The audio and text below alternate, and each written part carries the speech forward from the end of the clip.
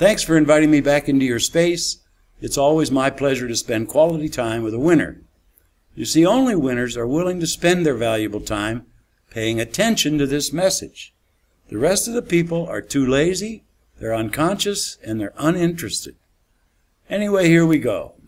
In my premiere video appearance, which you've already watched, I assume, I stated rather flatly that the first step toward becoming a winner is for you to give up being right, totally and completely.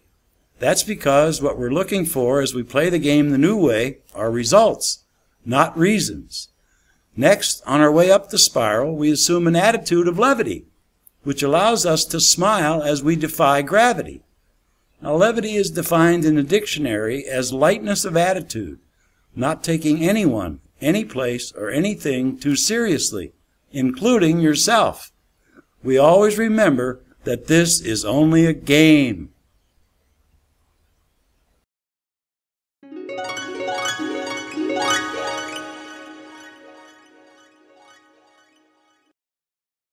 And so as we move up along the spiral, we see that the river of life flows on as we face forward and focus on results. In time, we find ourselves in a brand new condition, one I call acceptance. Here I mean that we accept everybody, every place, and everything, just as it is, as it appears to us in reality.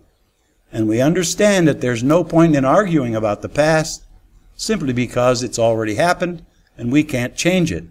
We can only look at it. It is precisely at this juncture that winners smile and choose to let the past alone as we turn to face the present and the future. The truth is that acceptance can represent the answer to all of your so-called problems. But very few people actually see it that way, and Doc Scott Peck said it all when he wrote, "Total acceptance is definitely on the road less traveled. Following that path, we are not inclined to ask, what happened? But rather, what's the next right thing to do now?" Let's move on up to the next step on the spiral.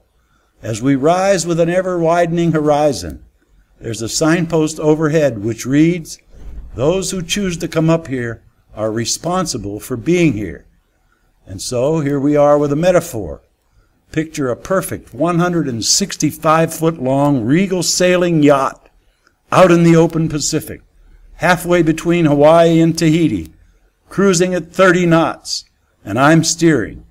You're relaxing on the poop deck. Suddenly and without warning, I absquatulate, which means to take my leave irresponsibly. I do that by jumping overboard and yelling as I go, "She's all yours!" Now you have a couple of hard choices. You can go to the handrail and shake your fist at me, bitching about how could I do such a thing to you. Or you can go below and cry your eyes out, maybe drink some booze, and hope like hell that the vessel somehow finds a safe harbor. Or third, you can accept the simple fact that I'm gone and take the wheel, steer the ship. The truth is that you're the captain, and every sailor knows the captain is responsible for everything that happens to his ship, and not partly responsible, totally responsible. And so, can you see what we've accomplished in several minutes?